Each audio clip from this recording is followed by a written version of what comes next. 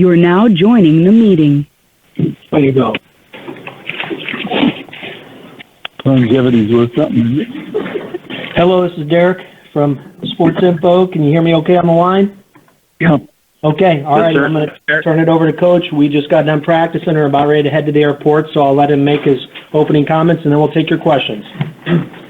Obviously, quick turnaround on this one, so trying to, see what we could learn from Wednesday night, and then quickly prepare for Penn State, travel today, play tomorrow.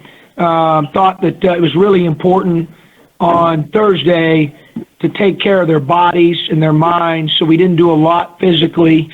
You watched a lot of film to use it to get better, not only Iowa film, our game against Iowa, but also Penn State in preparation for them.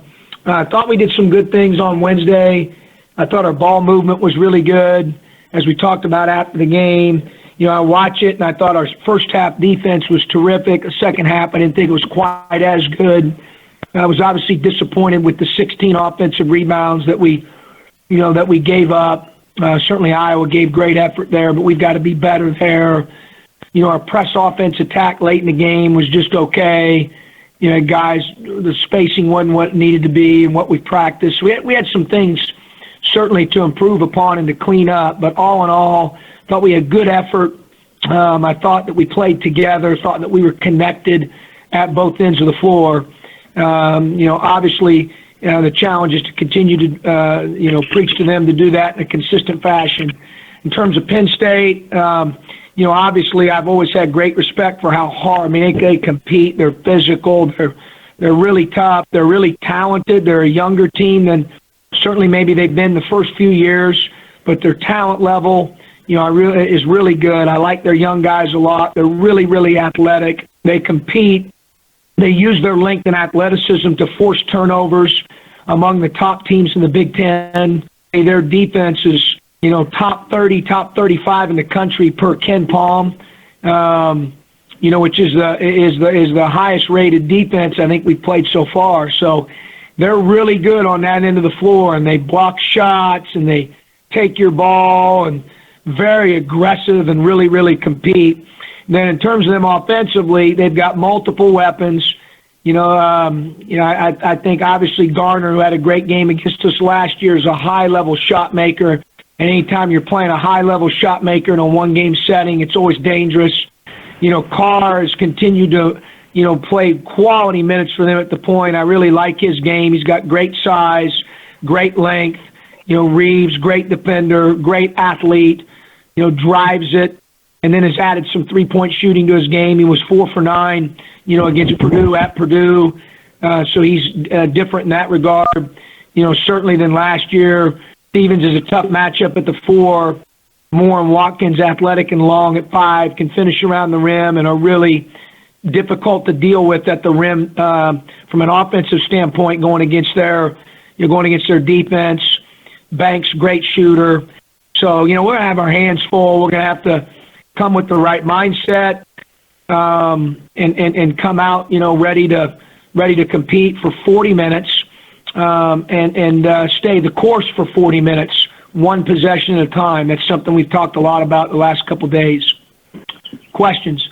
John, this is Mark. Just a question. When I walked out of there the other night, T-John had 6 assists, and it felt to me like he had more than that. When you looked at the film, was 6 the right number, or did he have some passes that maybe led to the pass that got credit for the assist? It just felt like he had more than that. Yeah, no, he helped us for sure. We had good flow offensively. He had the pass to J. Cole in the right corner. It's a wide-open 3. J. Cole's going to make that a lot.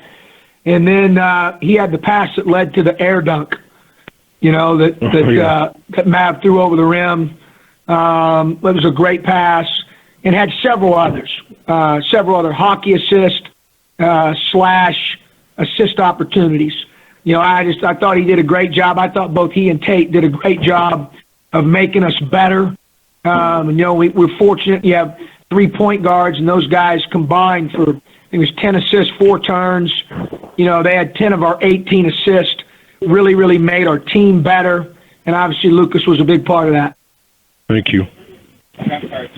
Hey, John, this is Scott. I mean, got off to a great start against Iowa. On the road, that's been a struggle, maybe save for the Michigan game early on.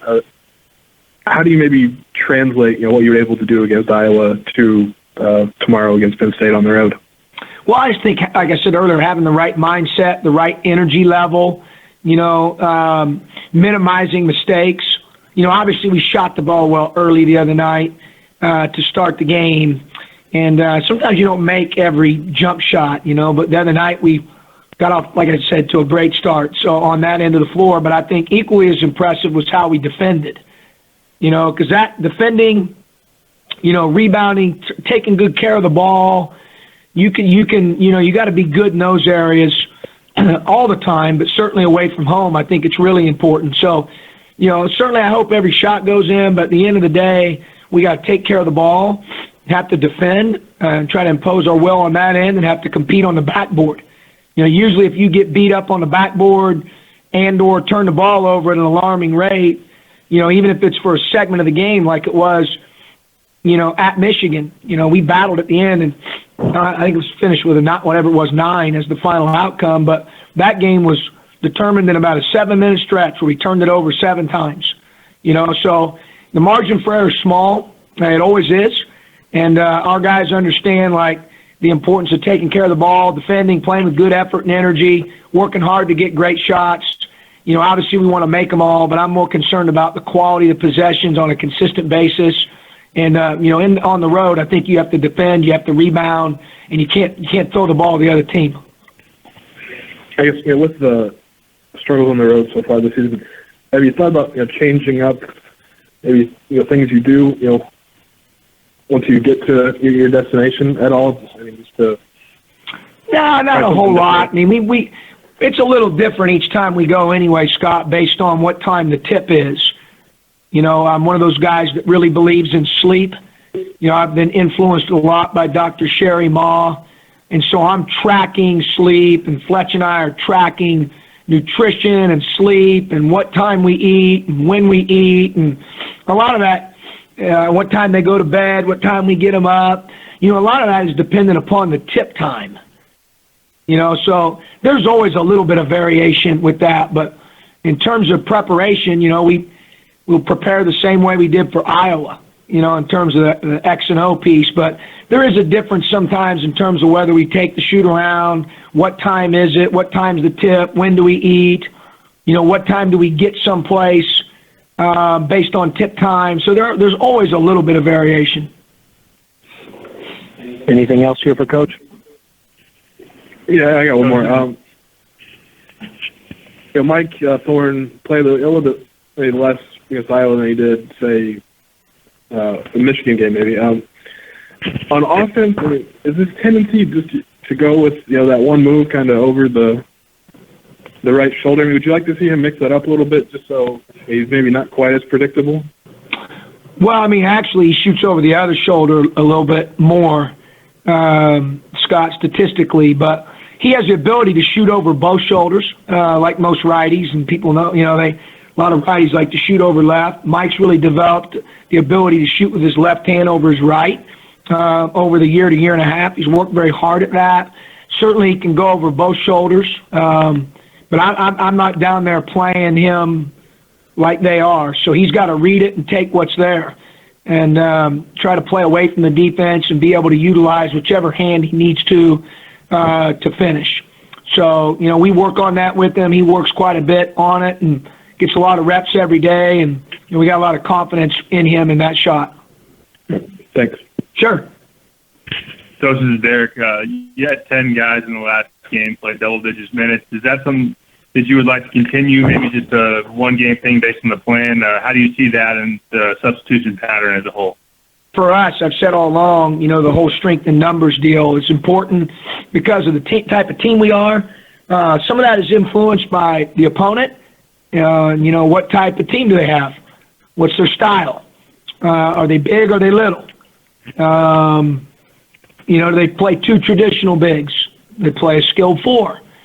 I think a lot of it is just we're very fortunate and blessed because we've got the ability to go different directions. And sometimes in a game, I'll make a decision to go against the grain and counter, whether they're big or small. Sometimes I'll make a decision to match up with a certain lineup, small or big. So I think a lot of that just depends, Derek, on the opponent, the flow of the game, how well guys are playing, et cetera, et cetera. I think to say it's a rote deal, every game we're going to play 10 guys, double-figure minutes, I don't know if I feel, comfortable saying that. I think it's based on the game and how guys are playing, the opponent, schemes, et cetera. Okay, I don't hear anything else, so we'll wrap this up. Thank you. All right, appreciate you guys. Travel safe, those of you that are going.